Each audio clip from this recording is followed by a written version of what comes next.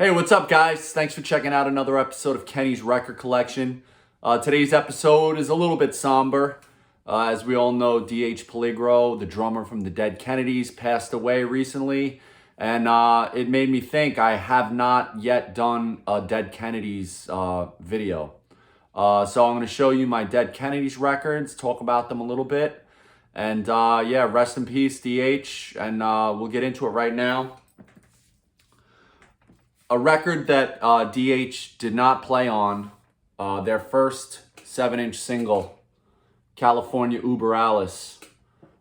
This, I believe, was the first release on Alternative Tentacles. This is a second pressing of California Uber Alice. They had to remove some credit. I can't remember even what the story was. Very cool, fold out. I love it. And here, the drummer's name was Ted. I honestly don't know who Ted was. I don't know much about him. Maybe you could tell me. And East Bay Ray is listed here as Ray Valium, which is kind of cool. This was 1979, about a year before Plastic Surgery Disasters came out. So yeah, that's it. I'll show you the record. It's pretty kind of generic looking. They didn't come up with that really cool logo yet. Alternative Tentacles. You know, nice little piece of history here. That's cool. Yeah, there was supposedly some weird credit they had to remove from here. So another early 7-inch. Dead Kennedys, Too Drunk to You Know What. Now, this is not Alternative Tentacles. This is on IRS Faulty Products, who released Plastic Surgery Disasters. Does this have a lyric sheet? Yes, I think it does. Hold on a second. Here's the record. Cool Alternative Tentacles logo. So I guess it was a mashup between the three labels, IRS, Faulty Products, and Alternative Tentacles on the B-side. We got the lyrics to Too Drunk, which I love. He mentions the movie Eraserhead in it, which is pretty cool. And then you got the lyrics to The Prey. I love when they would, include like lyric sheets with a 7-inch. You don't always get that, so I like it. They always had such great art direction. I wish I could tell you a little bit more about who did their artwork, but I really don't know. It's probably just a collective of different people. Holiday in Cambodia. There's a couple different versions of this. This is the one I have. Check that out.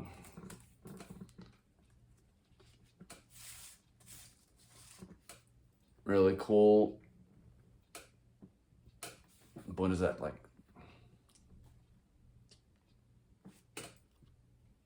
This is on Cherry Red, I believe.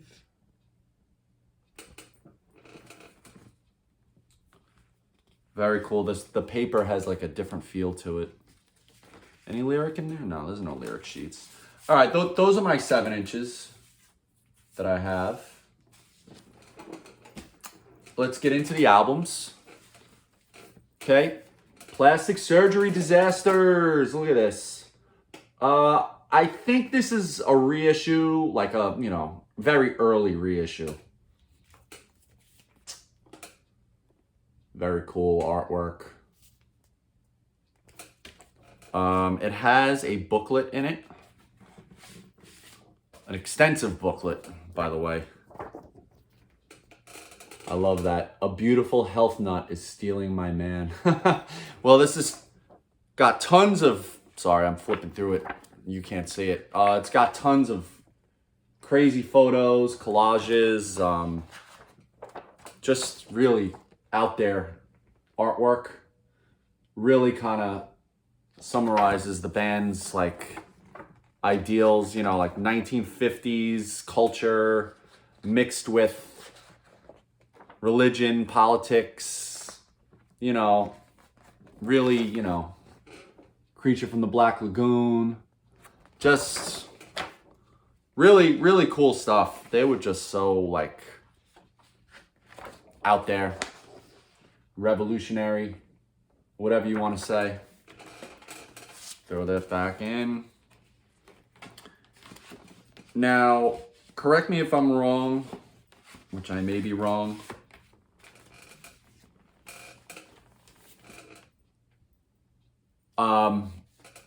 Fresh fruit for rotting vegetables. Second album. This also is like a second version of it. The real first pressing has like an orange tone over it. It's not like black and white. It has like an orange and black, whatever. I think it's orange, or I don't know. Now the back cover here too, you notice there's no photo of the band. On the original release, there was a photo of some like country western group that they just like threw on there, like screwing around. And they wound up getting like a cease and desist or sued or something like that. So they had to change the cover. So stupid.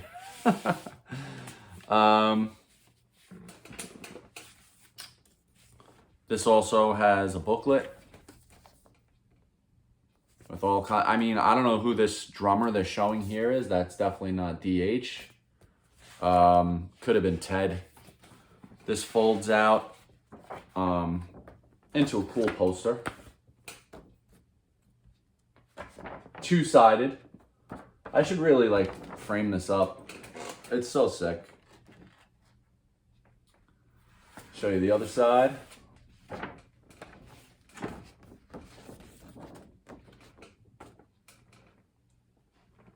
Really cool. Love it. Dead Kennedys were one of the bands I got into very early on. Very early on. You know, I was 12, 13 years old. And became obsessed with this record. Oh my God.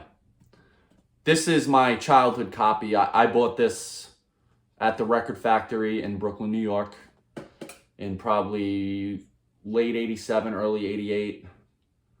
And my friend Kenny, I mentioned Kenny a couple times in my videos. We're both named Kenny, but we bonded hard over this record, man. We know I could probably sing this entire record without looking at the lyrics. And there's a lot of fast songs on this. This record just, it fucking kicks ass. There's no other way to describe it. It's just so good, so fast, so just, it rips. Really crazy artwork. You know, two women like just casually driving by a KKK rally. Really like striking images, you know. This I think is also like a second pressing. I missed out on the first pressings. I mean, I would love to have first pressings, but you know, whatever. Very cool. And you know, this is maybe 15 minutes. And you got to play it on 45. So it's on, they probably could have crammed it onto a 7-inch. This next one, Frankenchrist. Really great record. Not my favorite Dead Kennedys. Really, really good shit though. And these guys are the Shriners, I think. See those commercials for like the Shriners hospitals? They do a lot of work with kids, and you know, I don't know why they're featured on the cover of this record. But there is a holy grail in here. A lot of people are searching for this poster. I'm just going to show it quickly. It's by H.R. Giger, famous artist. He did the art design for the Alien films, and he's done tons of art for millions of bands, Danzig, you know, whatever, tons of bands. Here's the poster. Boop. All right. And you got your fill. It's kind of X-rated. I don't know if I should show it. Anyway, this is a family video. Again, is this? No. Where is it? There's also an insert that came with it, with the lyrics, and Frankenchrist. I mean, just the title alone just brings up so much, like, it's like a contradiction, but then when you think about it, in the 80s, there was so much going on with televangelism, and they were just pretty much using Christianity to kind of profit. And that was like kind of like a, you know,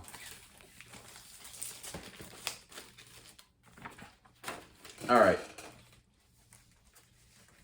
Last one of their records, last studio album.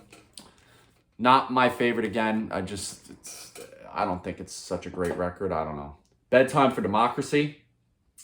Real sick artwork. It's the Statue of Liberty, like destroying. Pretty sick. Oh, here's the one where the Statue of Liberty is attacking on the inside. Tons of lyrics. This is supposed to have an insert. I don't have it. Here's the record. Looks just like all their other records. Alternate Tentacles on one side. Coming down the home stretch. Thanks for bearing with me. Here we go. My 12-inch singles. I bought these strictly just for the art. I mean, I love their art direction. These are out of order. As far as release time, I guess, I'm not sure which one came. Let's say Too Drunk to Fuck. This is the 12-inch version. Different artwork than the 7-inch. These are actually part of the record. It's made to look like, you know, the price or whatever, but yeah, it's part of the record. Back cover. Really cool. Nothing special. Here's Bleed for Me.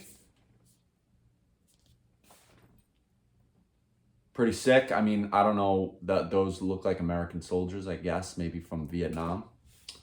And then the back cover, Life Sentence. Looks like a guy working like an office job, and he's just miserable, and he's old, and I just love how the artwork kind of like, oh, there's actually an insert. Life Sentence. Guy on his way to work, you know. Classic Dead Kennedys imagery. Bleed for Me. Could be the same artist who did Bedtime for Democracy. Not sure. Holiday in Cambodia. Where you'll do what you're told. Guy about to smack somebody over the head with a chair. It looks like that guy may not even be alive.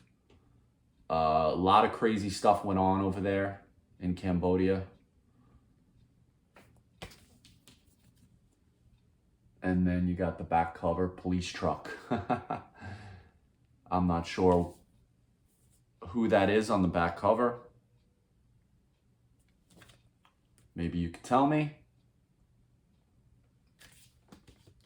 Any insert with this?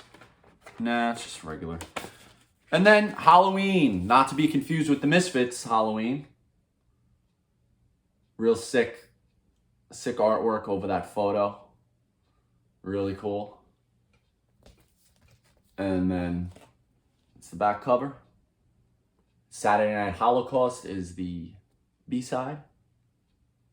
All right, so that's all I have from the Dead Kennedys. Let me know you're out there. Leave a comment. Tell me what you think of the Dead Kennedys. Tell me what you have. I would love to get Give Me Convenience and Give Me Death. Just haven't gotten around to grabbing it. I mean, it's been out for 30-something years. I never bought it. Yeah, so if you can, like this video, subscribe, leave a comment, talk to me, man. I want to know you're out there.